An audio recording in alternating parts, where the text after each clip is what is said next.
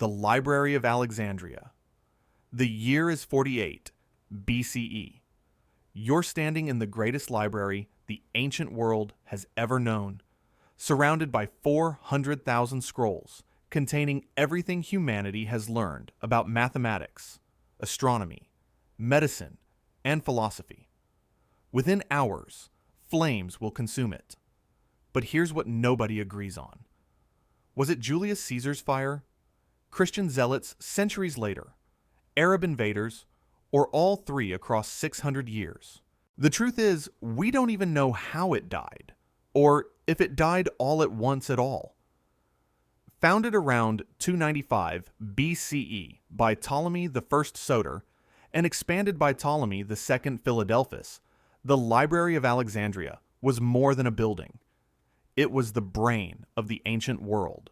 Scholars estimate it held between 400,000 and 700,000 scrolls at its peak, according to accounts by the Roman philosopher Seneca and the historian Aulus Gellius.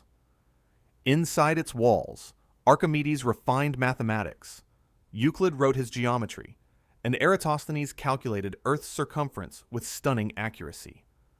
These weren't myths. These were documented scholars working at a documented institution. The destruction stories start in 48 BCE. Julius Caesar, caught in Alexandria's political chaos, ordered his ships burned to prevent capture. Plutarch and Cassius Dio both confirm the fire spread from the harbor to nearby buildings. Some of those buildings likely held scrolls. But was this the library itself or just warehouse storage? Historians still argue. Then in 391 CE, the Christian emperor Theodosius issued a decree, documented by the historian Socrates Scholasticus, authorizing destruction of pagan temples. The Serapeum, Alexandria's daughter library, was torn down. Hypatia, the last great scholar associated with Alexandria, was murdered by a Christian mob in 415 CE, her death recorded by the philosopher Damasius. Knowledge was bleeding away, scholar by scholar, building by building. Then there's the Arab conquest story. Some 13th century accounts, particularly by Ibn al-Qifti, claim Caliph Omar ordered the library burned in 640 CE, declaring that books contradicting the Quran were heretical and books agreeing with it were redundant. Either way, burn them. But modern scholars point out this account appears 600 years after the supposed event. No contemporary sources mention it. It might be propaganda, legend, or confusion. The standard explanation is gradual decline. The library wasn't destroyed in one catastrophic event. It faded across centuries through partial fires, political upheaval, religious conflict, and simple neglect. As Alexandria's importance waned, so did its library. No conspiracy, just the slow entropy of empire. Every other major ancient institution left ruins. The Serapeum was massive, visible from the harbor. Yet, when Polish and Egyptian archaeologists in 2004 found possible lecture halls near the ancient harbor, they found no definitive library structure. Nothing. But that explanation doesn't quite satisfy. Why do ancient sources disagree so fundamentally on its destruction? Plutarch, writing closer to the events, mentions Caesar's fire, but doesn't confirm the library burned. Later, Christian sources blame pagans. Islamic sources sometimes blame Christians. It's as if each culture rewrote the ending to suit their narrative. And here's what haunts researchers. We know exactly what texts existed there because ancient authors referenced them. Plays by Sophocles we'll never read. Scientific treatises by scholars whose names survive, but whose ideas don't. Mathematical proofs, medical procedures, astronomical observations, all vanished. Some researchers, including Luciano Canfora in his 1989 book The Vanished Library, argue the destruction might have been more systematic than accidental. What if the library contained knowledge that couldn't be allowed to survive? References to civilizations predating the flood.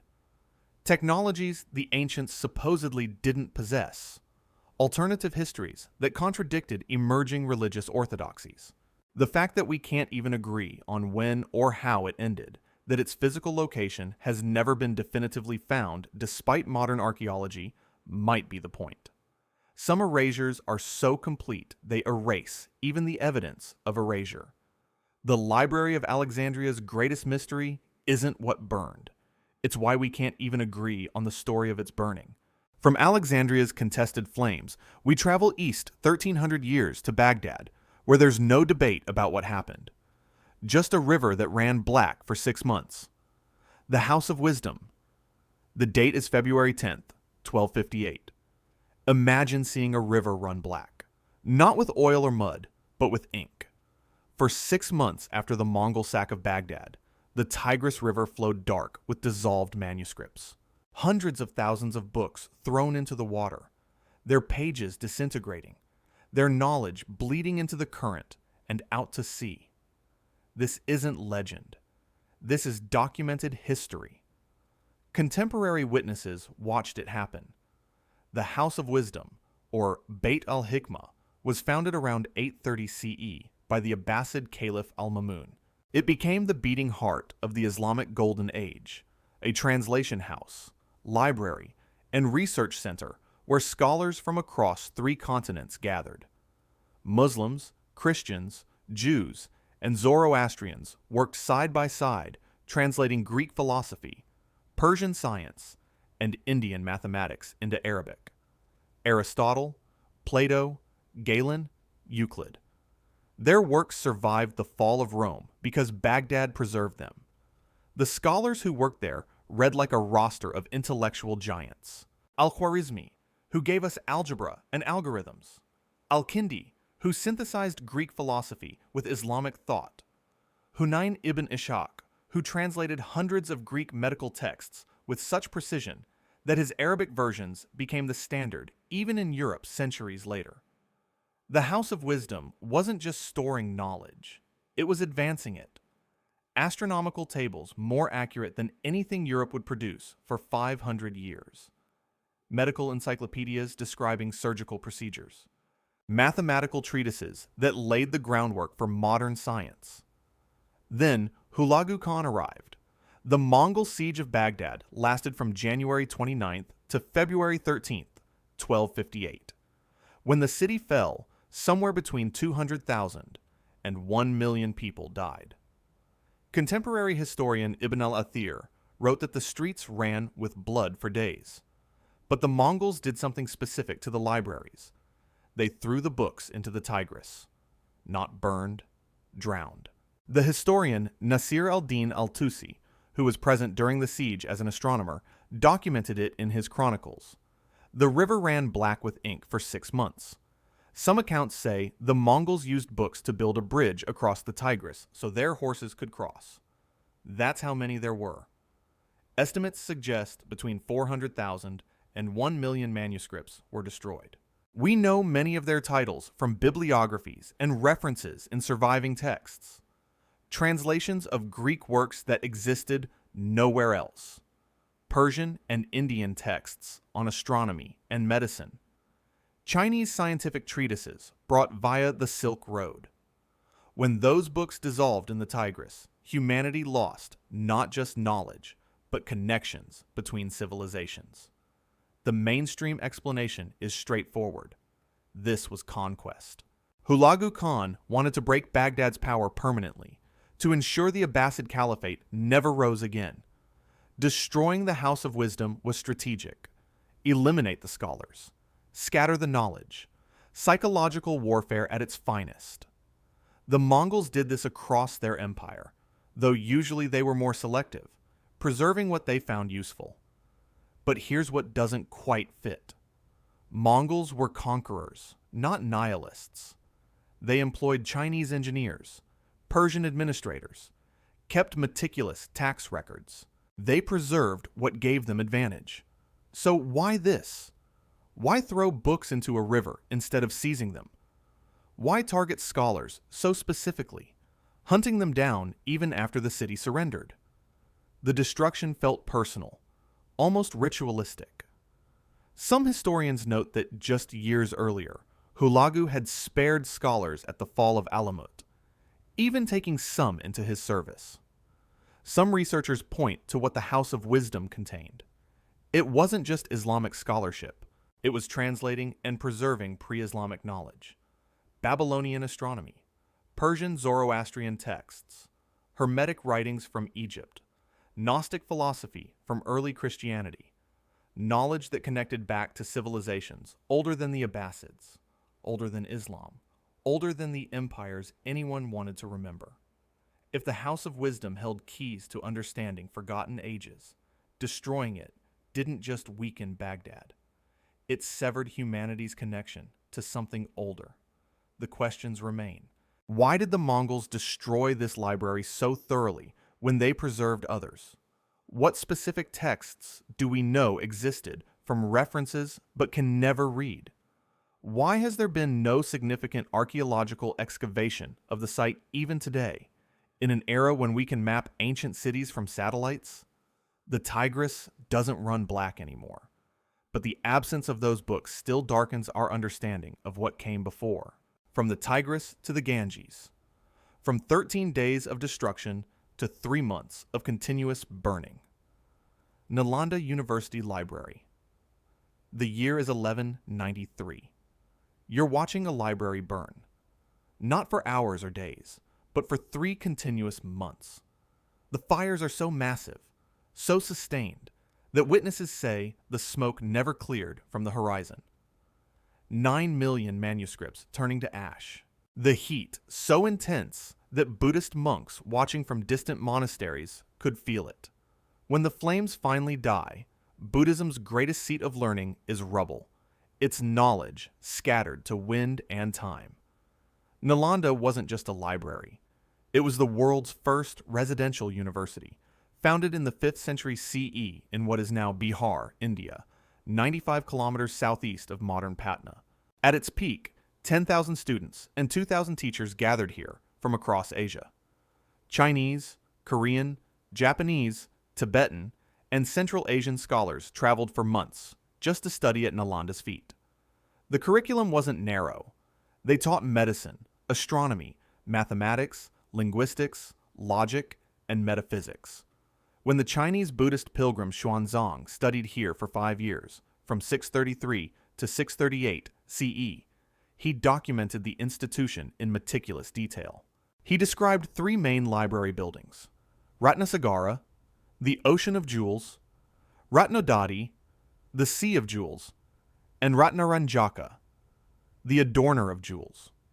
The main library, according to both Xuanzang and archaeological excavations by India's Archaeological Survey, stood 9 stories tall. The Tibetan Buddhist historian Taranatha, writing in 1608 from earlier sources, documented that Nalanda's libraries held 9 million manuscripts.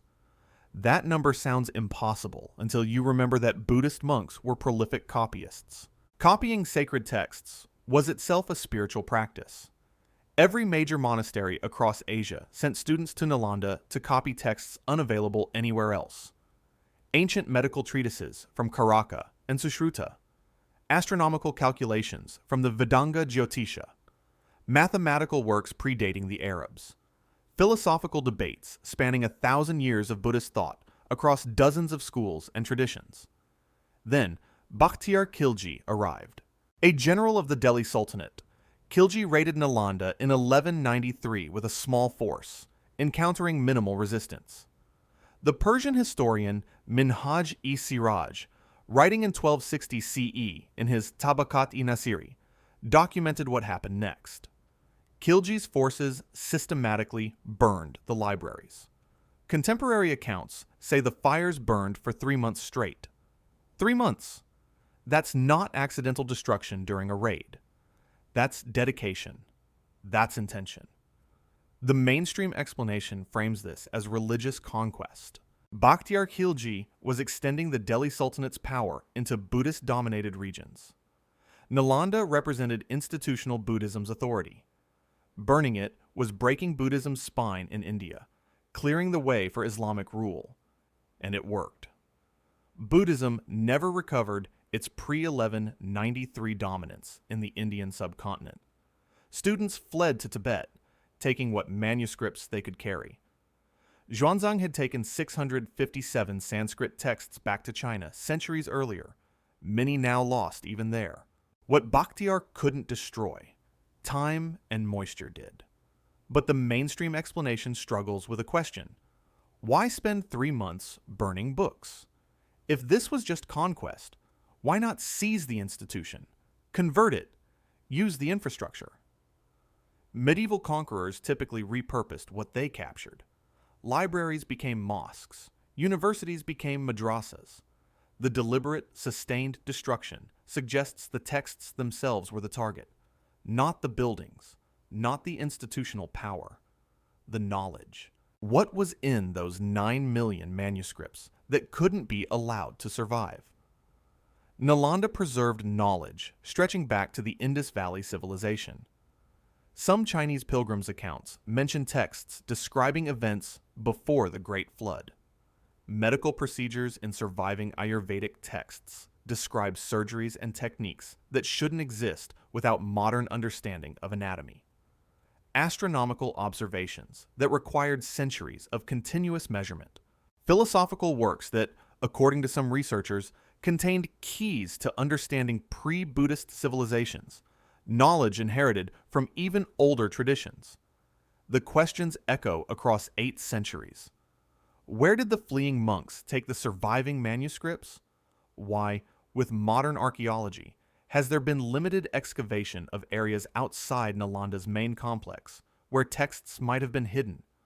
Why do references to pre-flood knowledge appear in accounts of what Nalanda held?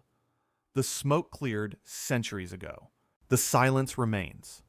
From India's greatest Buddhist library to the world's oldest surviving royal archive.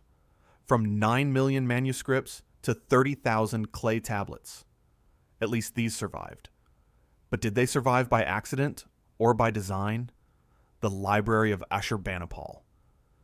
You're standing in the world's oldest surviving royal library, but here's the paradox. It survived because the city burning around it accidentally baked the clay tablets harder.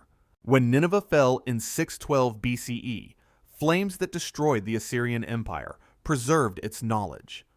Archaeologists have recovered approximately 30,000 tablets and fragments from King Ashurbanipal's collection. That sounds complete until you realize we're finding them in pieces, burned into fragments, scattered across multiple sites. And the library's own catalog tablets list works we've never found. Which raises an uncomfortable question. Is what survived the library, or just what someone wanted us to find? The library was discovered by British archaeologist Austen Henry Layard in 1849 to 1850, with major excavations by Hormuzd Rassam from 1852 to 1854. Today the tablets are split between the British Museum, various Iraqi institutions, and private collections. Digital reunification projects are still piecing together fragments that scholars separated over a century ago. King Ashurbanipal, who ruled from 669 to 627 BCE, was history's first great bibliophile king. He didn't just collect texts, he obsessed over them. His library inside the royal palace at Nineveh was meticulously organized by subject: astronomy, medicine, mathematics, omens, religious texts, historical records. Each tablet bore his royal colophon, essentially a library stamp declaring ownership. And those colophons say something strange. Ashurbanipal claimed he collected texts since the remote past, and from before the flood. The tablets contain treasures.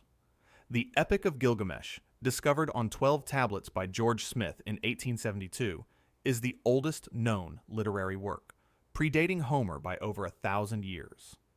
The Enuma, Anu, Enlil, a collection of 7,000 celestial omens, represents the most sophisticated astronomical text of the ancient world. Medical texts describe surgical procedures with anatomical knowledge, documented by Assyriologist R. Campbell Thompson as matching modern techniques. How did Bronze Age physicians know where to cut without killing patients? When Nineveh fell to the Medes and Babylonians in 612 BCE, the fire reached over 1,000 degrees Celsius. Clay tablets, normally fragile, were baked like pottery. The same fire that killed the empire made its library immortal, or at least 30,000 pieces of it. The mainstream explanation is straightforward. Ashurbanipal was a king who loved knowledge. He sent scribes across his empire to copy every significant text. What we have is likely most of what existed. The gaps represent degradation, incomplete excavation, and over 2 millennia of looting.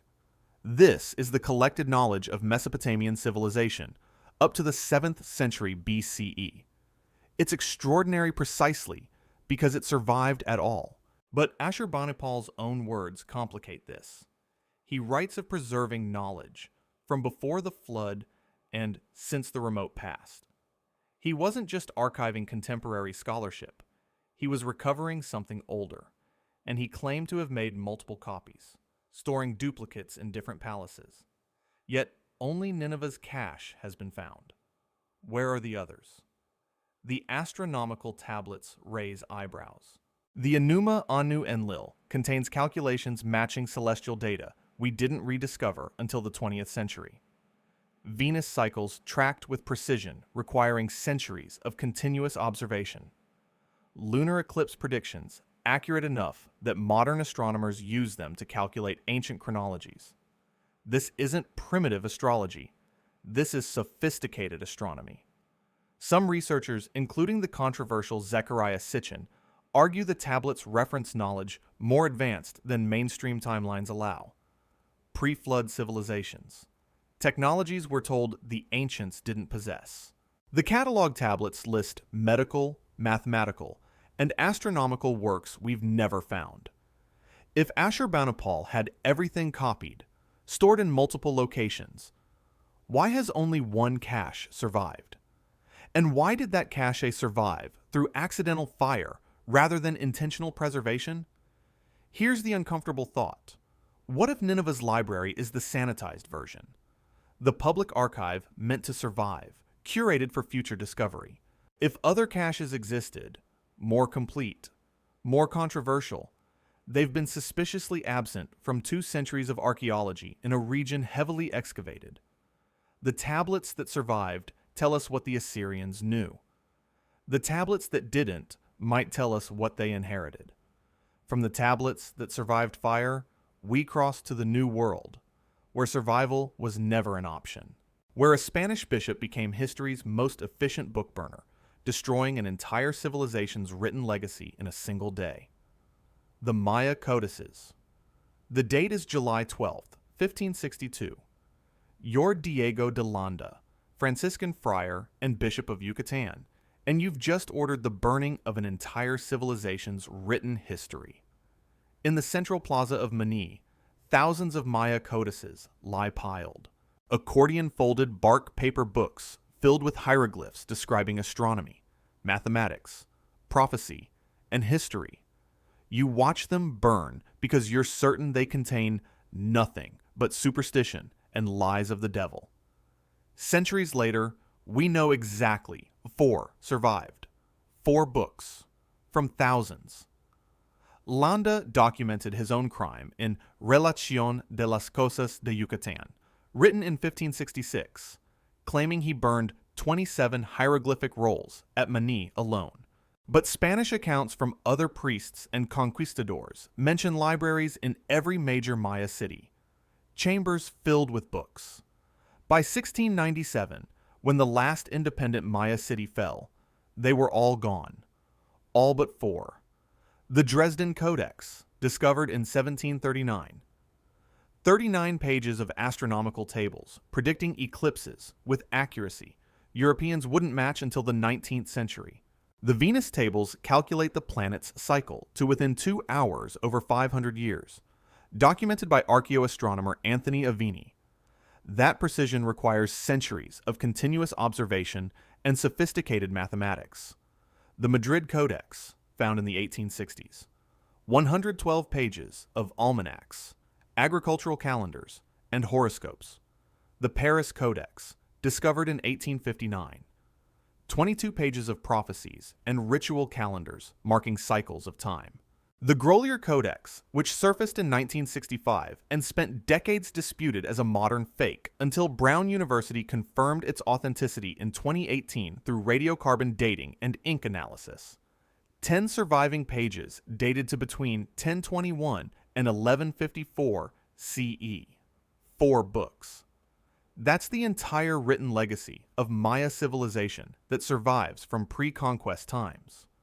The Maya had one of only 5 independently invented writing systems in human history. They built massive cities. They understood 0 centuries before Europeans. They calculated the solar year to within minutes of modern measurements. And we have 4 books. The standard explanation is colonial religious suppression. The Spanish viewed Maya religion as devil worship. Human sacrifice, which the Maya did practice, confirmed every prejudice. Destroying codices was destroying paganism, making conversion easier. This wasn't unique to the Maya. The Aztecs, the Inca, every indigenous American religion faced systematic suppression. Nalanda genuinely believed he was saving souls, even as he destroyed the possibility of understanding the culture he was conquering. But Nalanda himself provides the complication. After burning the books, he became obsessed with reconstructing what he destroyed. His Relación represents his attempt to preserve Maya culture and includes his interpretation of Maya hieroglyphs. He shows genuine horror at realizing the sophistication of what was lost. The contradiction haunts his legacy. The destroyer became the chronicler, the only chronicler of what he destroyed. And here's what haunts researchers. The 4 surviving codices show knowledge that challenges our timeline of human development. The Dresden Codex doesn't just track Venus. It contains references to cycles spanning millions of years. The Maya long count calendar tracks time over 5,000 plus year cycles, with inscriptions referencing dates millions of years in the past. Some researchers argue the codices preserved knowledge from previous worlds or ages in Maya cosmology, knowledge the Maya themselves might have inherited from whoever came before them. The systematic destruction might have been less about religion and more about erasing evidence. Evidence of what the Maya knew, evidence of where they got that knowledge, evidence of previous advanced civilizations the Maya themselves saw as ancient. The questions remain. Where are the rumored codices that survived in private collections, whispered about by antiquities dealers? What astronomical data were the Venus tables based on? How does naked eye observation explain precision matching modern telescopes? Why do the 4 survivors seem deliberately hidden rather than accidentally saved, as if someone knew what was coming? 4 books cannot tell the story of a civilization that spanned 2 millennia, but maybe that was the point. From the New World to the Old. From a bishop who destroyed an empire's books to an empire that destroyed its own enlightenment, erasing centuries of knowledge in the name of religious purity. The Library of Cordoba. In the year 1000, Cordoba was the most sophisticated city in Europe. Streets were paved and lit at night. Running water flowed through public fountains. Public baths served thousands. And at its heart, housed in the great mosque complex, sat a library containing 400,000 volumes. More books than existed in all of France, England, and Germany combined. The Caliph al-Hakam II personally cataloged his collection so meticulously that the catalog itself filled 44 volumes, documented by the historian Ibn Bashkuwal. Within 2 centuries, it was gone. Erased so thoroughly that today we debate whether it even existed at all. The library was founded by al-Hakam II, who ruled from 961 to 976 CE. Multiple Islamic historians documented it, including Ibn Hazm and Sa'id al-Andalusi, scholars who lived during its peak. They describe a collection rivaling Alexandria, between 400,000 and 600,000 volumes, depending on which source you trust.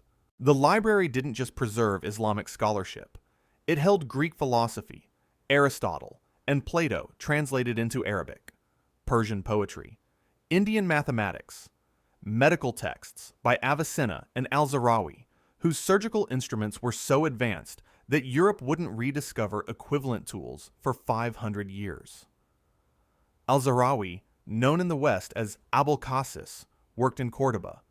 His medical encyclopedia, Al-Tasrif, contained detailed anatomical drawings and surgical procedures. The Arabic manuscript survived, ironically, because it was translated into Latin and preserved in European monasteries. But the thousands of other medical texts in Cordoba's library? Gone. The library employed full-time translators, scribes, and bookbinders. It wasn't just storage. It was an active center of scholarship where Christians, Jews, and Muslims collaborated. Al-Andalus represented, for a few centuries, the possibility of intellectual coexistence. That made it dangerous. The destruction was gradual. In 1236, Fernando III of Castile captured Cordoba. Contemporary church edicts called for burning Arabic texts. But the systematic elimination happened later, particularly after 1499, when Cardinal Cisneros burned over 5,000 Arabic manuscripts in Granada, documented in Spanish royal records. Books were heretical. Knowledge was suspect. The Inquisition, established in 1478, viewed Islamic learning as contamination. By 1500, Cordoba's library had vanished. Not scattered, not sold, not relocated. Vanished. Today, the Great Mosque, converted to a cathedral, houses no original manuscripts. No single book survives with clear provenance to Cordoba's library. For a collection that size, cataloged that thoroughly, to disappear completely seems statistically impossible. The mainstream explanation is religious war extended into books. As Christian kingdoms reconquered Al-Andalus, they eliminated Muslim culture systematically. The library's destruction was part of religious cleansing, the same impulse that led to the Spanish Inquisition, the expulsion of Jews in 1492, and the forced conversion or expulsion of Muslims. Books were burned, scholars were expelled or converted, and within 2 generations, Islamic Spain was memory. But here's the complication. Christian scholars simultaneously sought Arabic texts. They knew Islamic science was ahead of European. Translation schools in Toledo, active during Cordoba's fall, preserved some works. So why was Cordoba's library destroyed rather than seized? The systematic erasure suggests something about its contents was particularly threatening. Some researchers argue Cordoba's library held more than Islamic texts. It preserved the bridge between Greek philosophy, Eastern mysticism, and European thought. Hermetic texts, Gnostic gospels, pre-Christian wisdom traditions, knowledge that could undermine Catholic doctrinal control. The Inquisition's target wasn't just Islam, it was any knowledge tradition offering alternative paths to truth, alternative explanations of reality, alternative understandings of human history. The questions persist. Why didn't Toledo's translation schools save more? They were active during Cordoba's fall and explicitly valued Arabic learning. Where are the manuscripts that fled to Morocco and Egypt? Libraries in Cairo and Fez should have received texts from fleeing scholars. Why is archaeological investigation of the mosque complex restricted even today? 400,000 books don't just disappear. They're disappeared. There's a difference. From Spain to Constantinople. From books burned by religious conquest to books burned by religious betrayal. Christian crusaders sacking the Christian capital of the East, destroying what they claimed to value. The Imperial Library of Constantinople. The year is 1204. You're a Byzantine scholar watching Western Crusaders, Christians who swore to liberate Jerusalem from Muslims, instead sack Constantinople, the greatest Christian city on earth. They're not fighting Muslims. They're looting churches, raping nuns, melting down golden icons, and they're burning the Imperial library. 100,000 manuscripts collected over 9 centuries. Greek originals Rome never saw. Early Christian texts the West has never read. Historical records spanning from Constantine to the present. Gone in 3 days of drunken rampage. This wasn't enemy destroying enemy. This was Christianity destroying itself. The Fourth Crusade, diverted from its holy mission by Venetian commercial interests, turned its weapons on fellow Christians. And the library, founded around 330 CE by Constantine I and expanded continuously by Byzantine emperors, paid the price. The library held treasures Europe had forgotten existed. Original manuscripts by Homer, Sophocles, and Euripides, the plays Athens performed 2,000 years earlier. Early Christian texts, including letters of church fathers, alternative gospels, theological debates from before the Council of Nicaea, crystallized doctrine in 325 CE scientific works, Hero of Alexandria's mechanical inventions, Ptolemy's astronomy, Galen's medicine. These weren't copies of copies. These were originals or early copies. Texts Western Europe knew only through corrupted Latin translations, if they knew them at all. The Byzantine chronicler Nicetas Choniates documented the sack in his eyewitness account De Signis Constantinopolitanis. He describes crusaders systematically targeting libraries and churches. They stole relics, but burned books.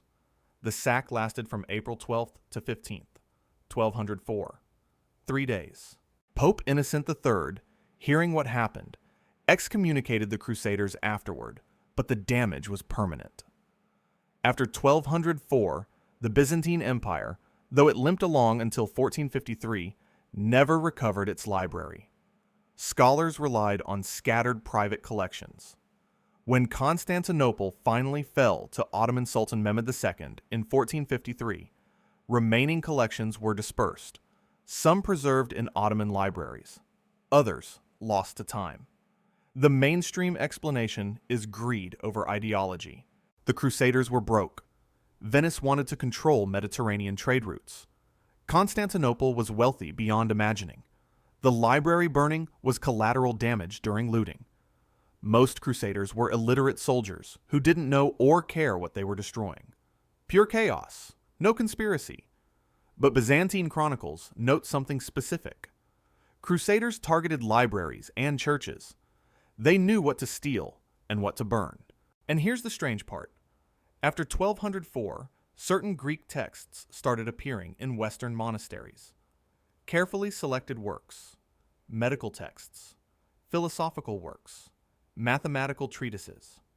Someone knew what to save and what to destroy. The question becomes, saved from whom? Destroyed, for what reason? Some researchers argue the library held early Christian texts that complicated Catholic orthodoxy. Gnostic gospels suggesting multiple paths to salvation. Arian texts questioning the Trinity. Debates about Christ's nature from before Nicaea forced one interpretation. The Eastern Church had preserved alternative Christian traditions. Eliminating them meant eliminating competition to papal authority. The pattern is suspicious. Western Crusaders destroy the library. Western monasteries later possess select Byzantine texts. Western Church consolidates doctrinal control. Coincidence requires more faith than conspiracy in this case.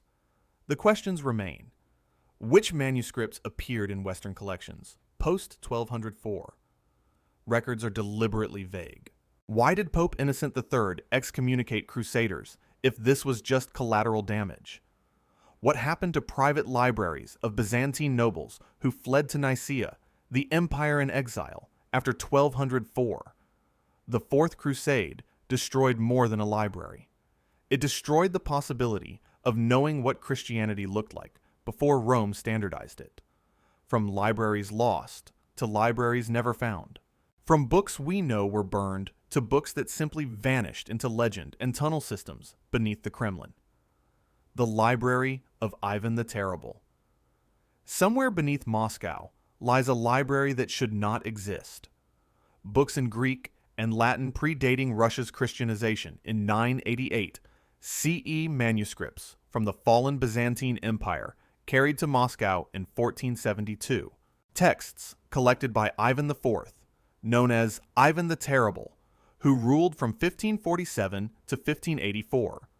The last confirmed sighting of a book from this collection was 1724, when a fire-damaged Byzantine manuscript appeared after a Kremlin blaze. Since then, nothing. 500 years of searching Moscow's underground labyrinths has found empty chambers, ancient tunnels, tantalizing hints, but no library. This is Europe's only major lost library that might still exist intact. Not burned, not looted, hidden. If the legends are true, we're talking about Byzantine manuscripts from before Constantinople fell in 1453. Works lost when the Imperial Library burned. Texts that survived only because a Byzantine princess brought them to Russia as her dowry. That princess was Sophia Palaiologina, niece of the last Byzantine emperor. When she married Ivan III, grandfather of Ivan the Terrible, in 1472, Russian chronicle records document her bringing Byzantine texts. Church records, philosophical works, historical chronicles. What happened to them? The trail gets murky. In 1565, a letter from Prince Kurbsky, Ivan the Terrible's former friend turned exile, mentions the Tsar's Greek library, containing ancient wisdom. In the 1570s, Johann Vederman, a Livonian interpreter captured by Ivan, claimed he saw a catalog of the library. He described Greek and Hebrew texts, some reportedly from before Christianity. His testimony, if accurate, suggests over 800 volumes. Then, in 1724, a book with Byzantine binding appeared after a Kremlin fire, suggesting underground storage. Professor Ignatius Stiletsky led the first scientific search in 1894 under the Kremlin, finding old tunnels, but no library. Soviet searches from 1933 through the 1960s occurred under Stalin and Khrushchev. The NKVD and KGB reports remain classified. In the 1990s, ground-penetrating radar found suspicious voids under the Kremlin armory. Excavation was denied by the Russian government. In 2000, the private Apollos Foundation claimed to have located the site, but was denied permission to excavate. The mainstream explanation is simple. The library never existed as described. Foreign diplomats heard rumors of Byzantine books and exaggerated them into legend. Any real manuscripts Ivan possessed were scattered, destroyed in Moscow's many fires. 1571, 1626, 1812, or simply degraded into dust over 4 centuries. The persistent searches are chasing folklore, not facts, but the sources are credible. Wetterman was a professional interpreter, not a fabulist. The 1724 book proves something survived underground into the 18th century. If manuscripts could survive until 1724, why not longer? Moscow's underground is vast. Tunnels, crypts, chambers built and forgotten across 900 years. Ivan IV was paranoid, ruthless, and obsessed with control. If he hid the library, he hid it well. Some researchers argue the library exists, but remains deliberately concealed. Russian authorities might know its location, but keep it classified for political reasons. Claiming return of Byzantine heritage gives cultural legitimacy, or the content might be problematic. Pre-Christian Slavic texts, alternative church history, Byzantine works challenging Orthodox doctrine, hidden, not lost, preserved, not forgotten. Modern ground-penetrating radar could map the Kremlin's underground completely. It hasn't been fully deployed. The classified Soviet-era reports from the 30s through 60s might reveal what NKVD searchers found. They remain sealed. If the library doesn't exist, why do searches continue into the 21st century? 500 years is a long time to chase a ghost. Unless the ghost is real, and someone wants it to stay buried. From a library that might still exist to libraries we watched burn in living memory. From medieval mysteries to modern tragedies. From Moscow to Mexico, where the cruelest irony of all plays out. The Aztec codices. The year is 1520. Hernan Cortés stands in Tenochtitlan, a city larger than any in Spain, built on an island in the middle of a lake, with causeways, aqueducts, schools, and libraries. The Aztec capital astounds him. He writes letters describing its sophistication, its markets, its monuments. Within a year, its rubble. Within 2 decades, Spanish missionaries have systematically burned thousands of Aztec codices. Today, we have 15, maybe 16 books. And here's the cruelest irony. Everything we know about the Aztecs was written by the people who destroyed them. The Aztec Empire, which lasted from 1345 to 1521, produced thousands of codices, not primitive picture books. Complex hieroglyphic texts recording history, astronomy, tribute records, religious practices, and prophecies. Spanish accounts from early conquistadors and priests mention libraries in every major city, temples with chambers filled with books. By 1521, most burned during the siege of Tenochtitlan. By 1562, Spanish missionaries had hunted down the rest. What survives are fragments. The Codex Borbonicus, ritual calendar and ceremonies. The Codex Borgia, 39 pages of astronomical tables and divination.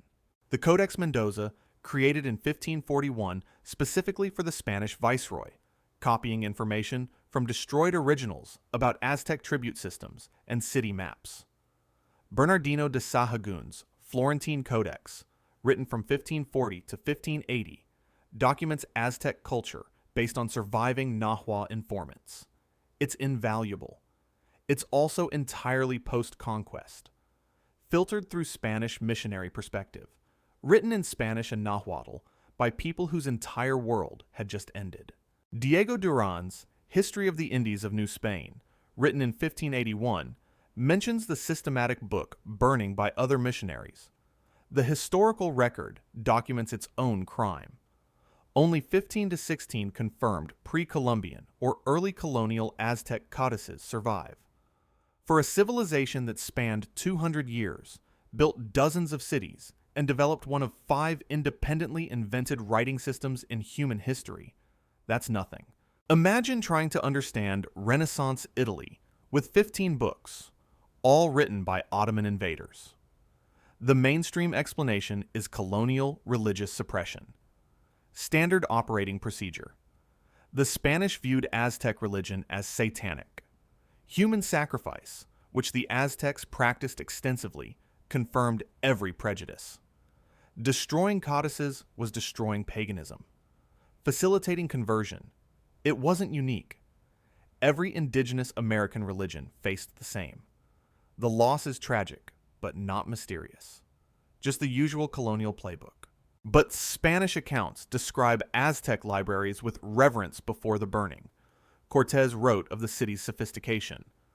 Something changed between initial contact and systematic destruction, and what the surviving codices show is disturbing. The Codex Borgia contains astronomical knowledge, Venus cycle calculations, and eclipse predictions that shouldn't exist without centuries of continuous observation and sophisticated mathematics. The Dresden Maya Codex, contemporary with Aztec texts, calculates the solar year to within minutes of modern measurements. The Aztec calendar system tracks multiple simultaneous cycles. The Xiuhpohualli, a 365-day solar calendar. The Tonopahwalli, a 260-day sacred calendar. The calendar round, combining both in a 52-year cycle. And the long count, tracking time in cycles of over 5,000 years, with inscriptions referencing dates millions of years in the past. Some researchers argue the codices contained more than Aztec history. They recorded knowledge inherited from earlier Mesoamerican civilizations. The Olmecs, whose massive stone heads remain unexplained. Teotihuacan, whose city plan mirrors celestial alignments, possibly cultures predating all of them, referenced in Aztec mythology as previous worlds or ages. The systematic destruction might have been less about suppressing Aztec religion and more about erasing evidence. Evidence of advanced ancient civilizations. Evidence of knowledge that contradicted European origin stories. Evidence that someone had been here before, long before, and reached heights of understanding we're still trying to reclaim. The questions haunt. Where are the rumored codices in private European collections, whispered about but never shown?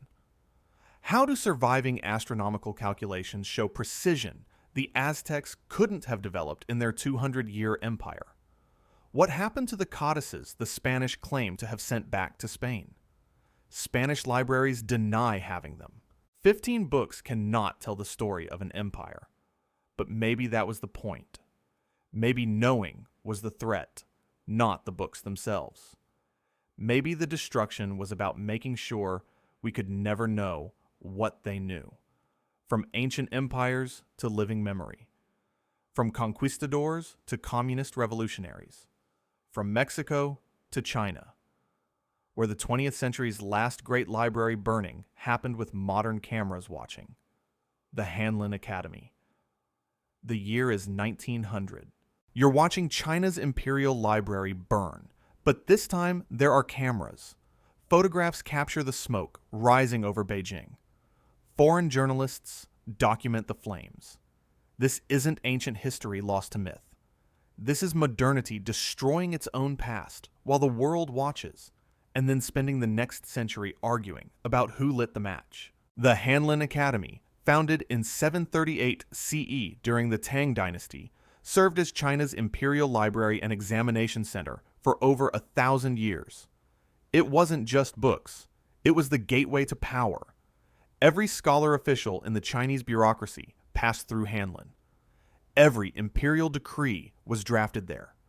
Every historical record was stored there. Over 350,000 volumes, according to pre-1900 inventories, including rare Song and Ming Dynasty editions.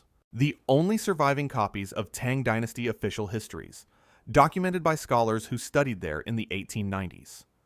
An archive of imperial examination papers dating back to the 7th century. Records of every scholar official for 1,200 years. Then came June 19th, 100. The Boxer Rebellion had placed foreign legations in central Beijing under siege. The Hanlin Academy sat adjacent to the besieged area. On June 23rd, fire started. Contemporary accounts conflict immediately. British officer Lancelot Giles blamed Chinese boxers, claiming they set fire to smoke out foreign defenders. Chinese accounts blame Foreign Alliance troops, claiming they torched the building to eliminate sniper positions. What isn't disputed? The building burned for 3 days, June 23rd to 25th. Photographs by Herbert C. White, official photographer to British forces, show the structure burning from multiple points simultaneously. And what happened next? Within months, the rare books market in Europe flooded with texts from Hanlin. Manuscripts appeared in London, Paris, Berlin. Estate sales and auction houses suddenly had Chinese imperial documents. The provenance was always vague. The mainstream explanation is collateral damage during urban warfare. The Boxer Rebellion was chaos. Foreign legations were besieged. The Hanlin Academy was in the wrong place. Whether set by Boxers or Alliance forces, the fire was tactical, not cultural. War is destructive. Libraries burn. The tragedy is circumstance, not conspiracy. But the conflicting accounts are suspicious. Both sides immediately blamed the other. Photographic evidence suggests fire starting in multiple locations simultaneously, not typical of accidental destruction. The systematic looting afterward, with Hanlin texts appearing in European collections within months, suggests someone knew what to take before the fire, as if the fire was cover. Some Chinese historians argue the fire was deliberate cultural destruction by Western forces, part of broader looting during the Eight-Nation Alliance intervention. The summer palace was looted. The forbidden city was ransacked. Why not the Hanlin Academy? Rare books, artifacts, and documents flooded European markets from 1900 to 1902. If the goal was theft, burning records prevented claims for return. Others suggest internal Chinese factions used chaos to eliminate historical records, contradicting their political claims. The Qing dynasty was collapsing. Reformers and conservatives battled for China's future.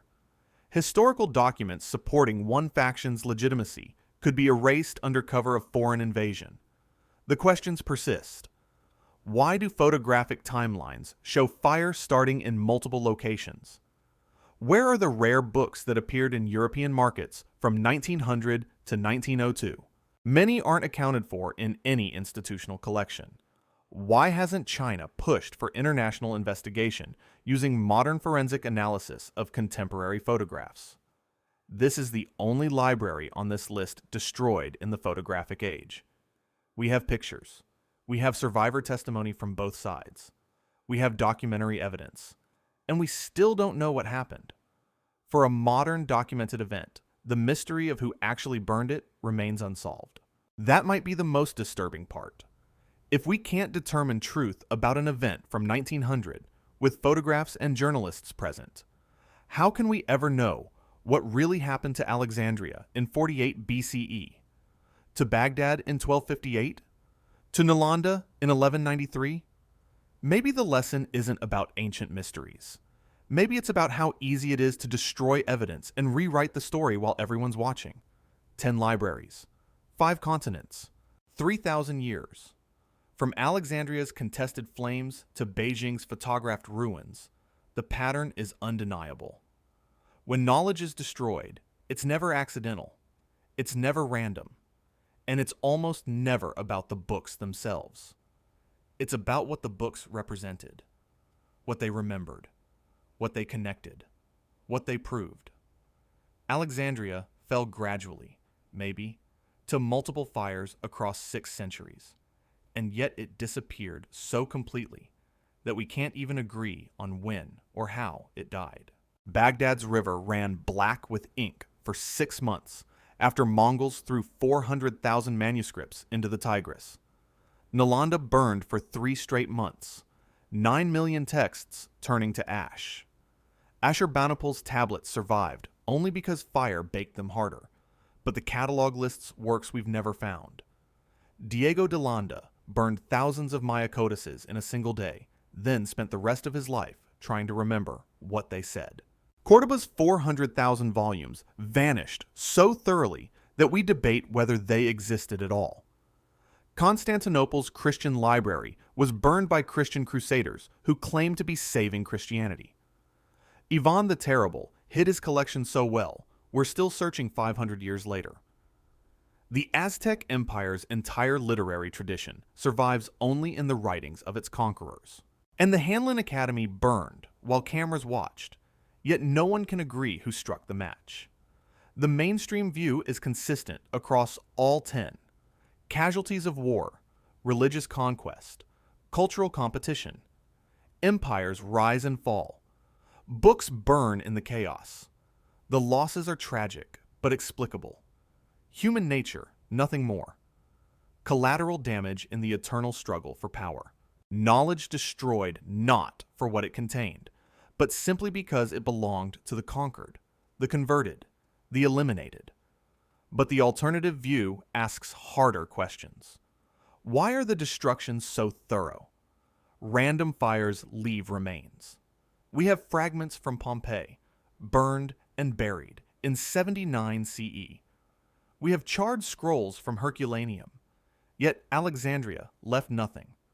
Why do the same patterns repeat across unrelated cultures and centuries? Libraries burn while military records and tax archives survive.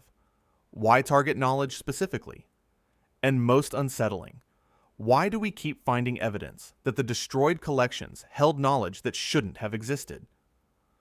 The Dresden Maya Codex tracks Venus to within 2 hours over 500 years. Ashurbanipal's astronomical tables contain calculations matching modern data. The Baghdad House of Wisdom preserved pre-Islamic texts describing things that predate written history. What was in those 9 million manuscripts at Nalanda that required 3 months of continuous burning? Maybe the question isn't what did we lose? Maybe it's what weren't we supposed to remember? Think about it. Every library on this list preserved knowledge connecting backward. Alexandria held texts from before the flood. Baghdad translated Babylonian astronomy and Persian Zoroastrian texts. Nalanda preserved pre-Buddhist Indian knowledge. Ashurbanipal's colophons specifically mention collecting works from the remote past. The Maya codices track cycles millions of years long. Cordoba bridged Greek, Islamic, and older Hermetic traditions.